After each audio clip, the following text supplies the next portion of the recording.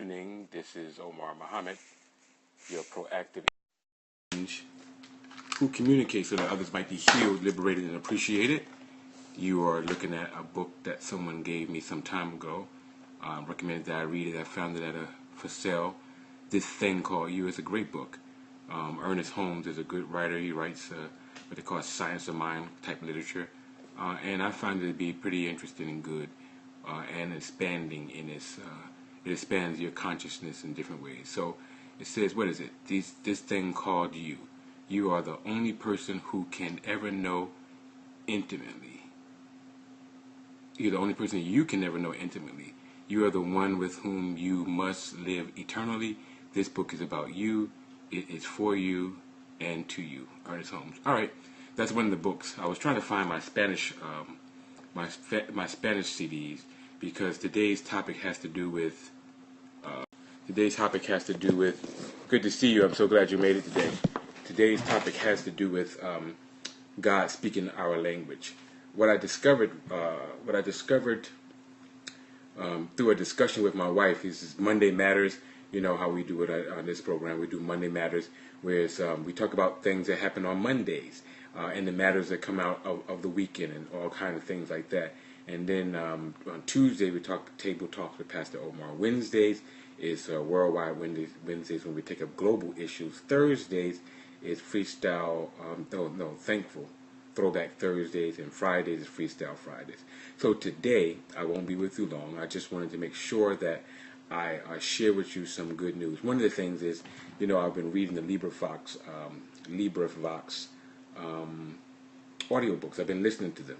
And I was thankfully I was able to look at one book. It's called Up from Slavery by Booker T. Washington. Now, this is the third book in the series of books I've been reading on black literature.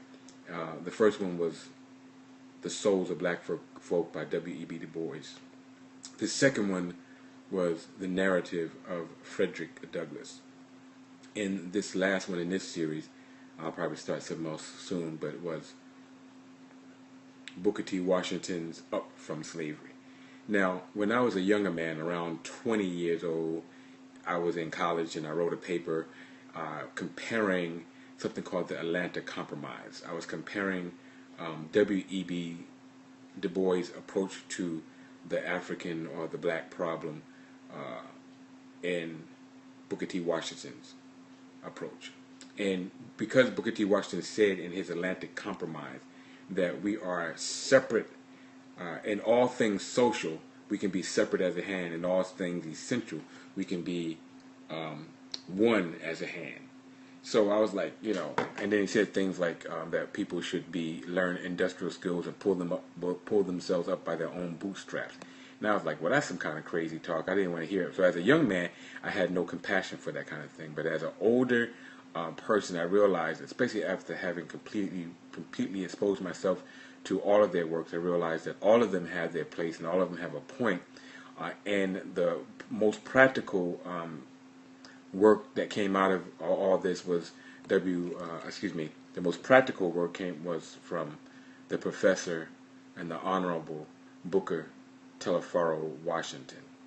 Now, the thing I learned about that was that when you grow older, you can grow wiser as you grow older, and your perspective changes.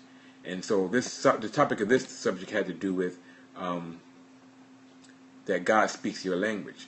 Now, how I came to that concept that God speaks your language, I was working with my wife about some things, and I realized that when my wife, she's a very intuitive person. I mean, very, very intuitive. She hears God speak to her, and she's prophetic. In fact, you might call her a spiritual prophet. And God speaks to her that way. She can get into the room, start worshiping and praising God. Next thing you know, she's, speaking things which are direct and on point coming from God. Now, her husband is mostly rational and theological. So I pick up my things out of a book. So when God really wants to speak to me, He's going to speak to me through leading me to a book or some information, and I'll pick it up that way. I'm not going to be just falling, hucking or shucking and falling out in churches because that's just not the way I was created or designed to be. And the thing is that the God that we have to do with actually understands our language and can speak our language. When he's going to come to you, he's not going to come to a person who's used to reading books and tell them huckama shuckama, and they be like, what, what is that kind of crazy stuff? It's just not going to work. So God specializes in speaking our language, and I'm so glad for that. So I want to encourage you as you go forward to see if you can find out what your language is. Begin to explore, like, God, how does God speak to me? How do I get divine input or in my life? And then ask God, God, speak to me. Show me your way. Order my steps and direct your path. The scripture said, the steps of a righteous man are ordered by the Lord. So once we learn how to order our steps, how to hear God's voice, then we can expect to hear Him on a daily basis. Like God now. There's some things where I'm more intuitive at. Like today, I was asking God, would you send me a hummingbird? I haven't seen a hummingbird in a long time. Can you send me a hummingbird? And because they are messengers to me, they are a sign. The hummingbird is a sign or a messenger to me that God has a message for me from the other side, and I'm to receive it. The black crow, when the black crow flies across my car, I'm supposed to slow down and stop. So I have different messages, and sometimes animals and things like that speak to me. So I am intuitive in that way. So I'm saying all that to say that God knows you. He knows specifically how to reach you. He knows your language. Some people say, I don't hear from God.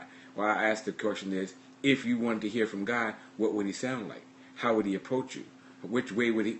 How would that sound if you were actually going to hear from God?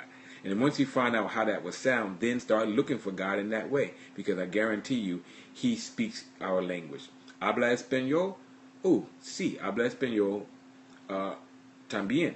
So what I just did was that wasn't no unknown language. That wasn't me speaking in tongues. I'm just speaking in Spanish. Do you speak Spanish?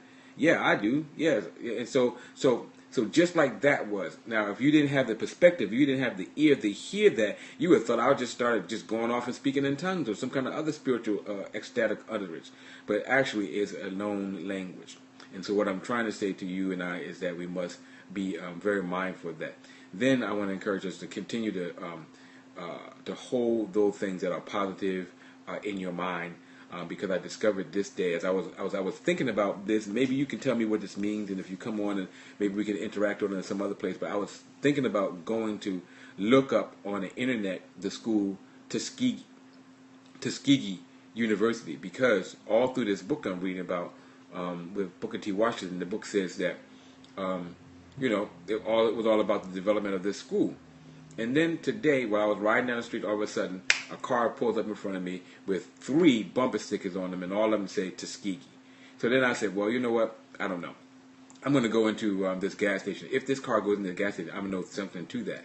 And so sure enough, I turned the corner, and before I could even get into the gas station, the person from Tuskegee drove that car in. And then I got up and said, okay, this is it's not a coincidence. Let me just go ask the person, hey, do you go to Tuskegee? Yes. What year are you? I'm in my senior year at Tuskegee. Well, I'm glad you joined, Chrissy.